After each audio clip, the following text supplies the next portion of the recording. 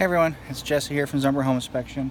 Haven't made a video in a few days because I was on vacation, but here we are, back to work. Got a big week this week with inspections. Got a brand new house here. It's a ranch with a bonus room above the garage.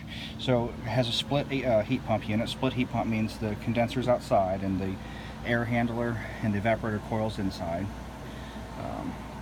Now it's so important because usually they're mounted in the attic. Is on split systems, obviously they have to be on some sort of a drip pan like this. This is a safety drip pan.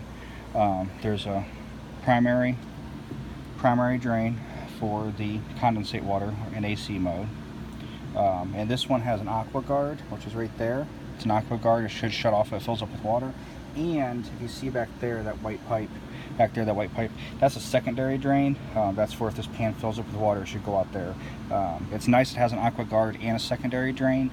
Technically around here, you only have to have one or the other, but it needs to have a primary, this one with the trap right here, and then a backup, which would be aqua guard, some kind of float switch that'll shut the unit off if it's flooding, or a backup drain. Has both, which is good. Here's the metal pan it sits in. That's to catch any extra condensate water if it starts malfunctioning. This is a brand new house. But one thing, if you look at it, it looks fine. But actually, see here, it's full of about an inch of water.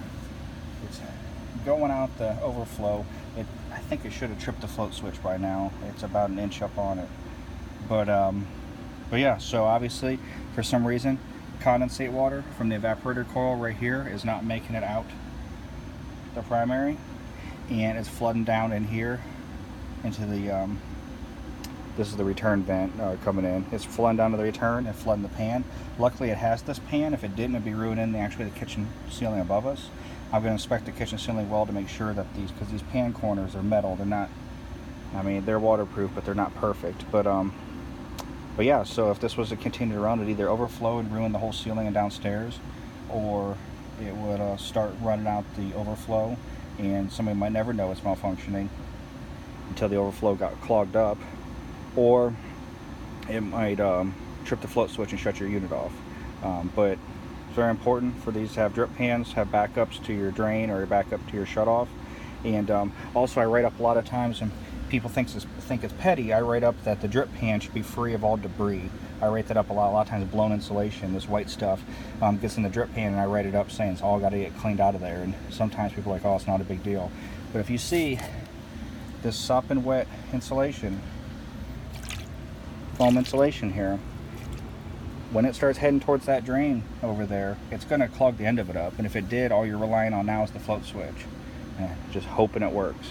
So there's the owner's manual. It's ruined, but should be an easy fix. Somebody's got to get in here and see why it's overflowing and filling the pan up instead of draining. But hopefully they get taken care of. I'm glad I found it for them. It's a brand new house, never lived in. Nobody's ever been in here. It's just got its final pass by the county and city, and they're just getting their final home inspection before they move in. And this is why you get home inspections. This house was technically ready to move into, and could have a flooded ceiling. So all right, everybody, it's Jesse from Zumber Home Inspection. If you have any questions, you can give me a call at 931-278-5400, 931-278-5400.